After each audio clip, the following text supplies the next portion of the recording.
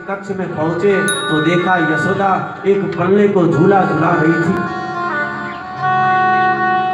जैसे ही अंदर प्रवेश किया, आवाज सुनाई दी तो यशोदा ने कहा, शांत हो जाओ, शोर ना करो, मेरा लाला अभी आंख लगी है, अभी सोया ही है, तुम्हारे शोर से मेरा लाला कहीं जग न जाए। नंद बाबा रोने लगे, गए यशोदा मैया के पास, कंधे को पकड़ करके कहा, ए यशोदा, कहाँ है तेरा लाला? तेरा लाला हमें छोड़ करके, और मथुरा में रहता है, वो हमें छोड़ करके चला गया है, आज तक आया नहीं है, कहाँ है तेरा लाला? जब लाला को नहीं देखा, यशोदा रोने लगी। उद्धव जी महाराज इसे प्रेम को देख करके आंखों में आंसू आ गए। गोपियों से मिलने के लिए गए, और गोपियों से मिलने के लिए जब गए तो गोपिकाएं सजी सवरी बैठी हुई है मधुवन के अंदर, और कृष्ण को, श्याम सुंदर को याद कर रही थी। उद्धव जी महाराज प्रवेश करते हैं उस मधुवन में, तो भौरे को देख करके, भौरे को देख करके उसे उलाहना मार रहे हैं गोपियां। मधुब के जब बंधो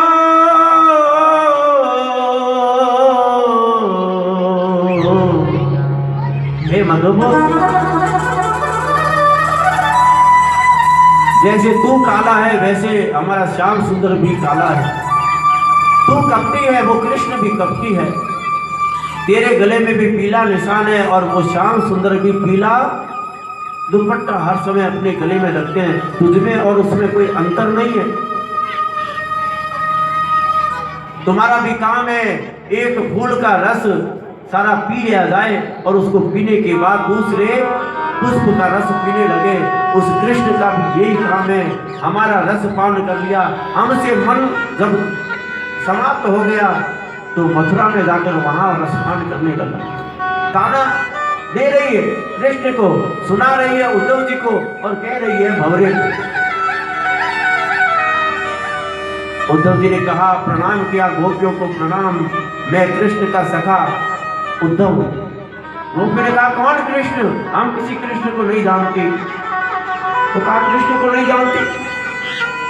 हम तो एक कोई जानती है, श्याम सुंदर को, कोई और नहीं।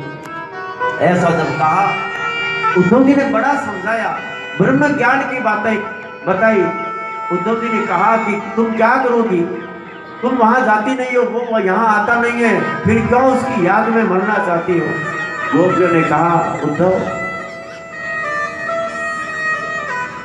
कन्हैया कन्हैया पुकारा करेंगे, कन्हैया कन्हैया पुकारा करेंगे, लताओं में ब्रज की पुकारा करेंगे, लताओं में ब्रज की पुकारा करेंगे, कन्हैया कन्हैया पुकारा करेंगे, कन्हैया कन्हैया पुकारा करेंगे, लताओं में ब्रज की पुकारा करेंगे, कन्हैया कन्हैया पुकारा करेंगे।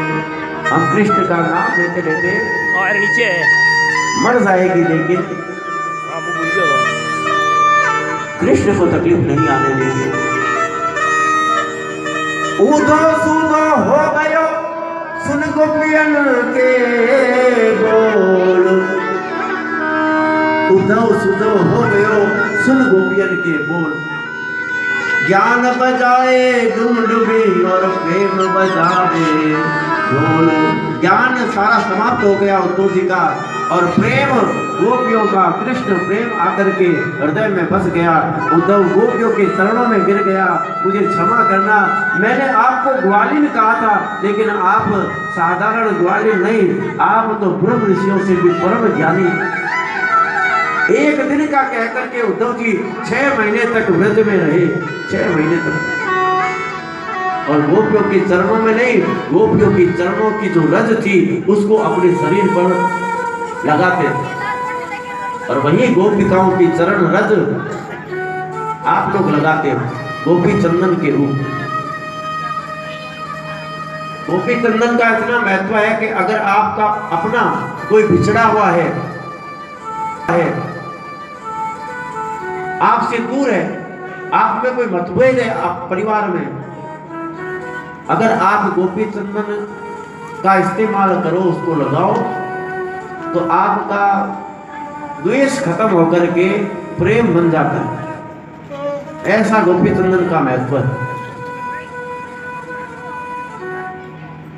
इसलिए गोपिकाएं वो चंदन लगाती थी। क्यों लगाती? कि कृष्ण हमारी तरफ बस हमारे से अगर नाराज है तो हमारे से नाराजगी दूर हो जाए।